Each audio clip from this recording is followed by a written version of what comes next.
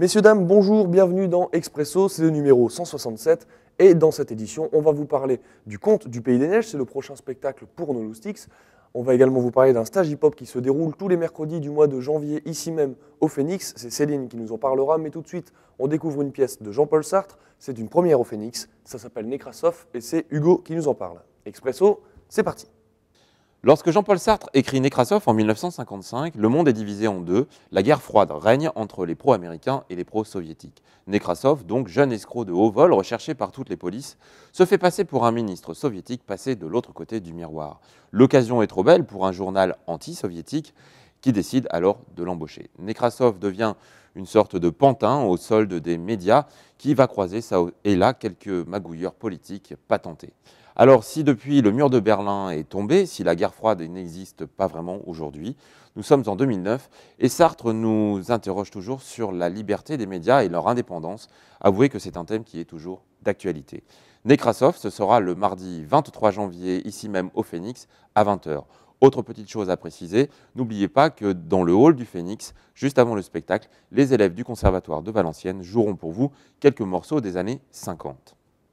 Avec les deux conteurs et les deux musiciens de Contes du Pays des Neiges, les petits spectateurs partent pour des contrées merveilleuses au pied de l'Himalaya, où leur sont racontés des récits millénaires autour du prince Siddhartha devenu Bouddha. Parmi ces histoires, il y a celle du grand cerf doré, celle de la reine semeuse de lotus, de l'éléphant amoureux ou encore celle du prince et de la pierre magique qui fit disparaître du monde la pauvreté.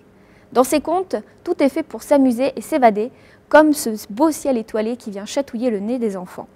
Bref, le décollage est immédiat et le dépaysement est fabuleux.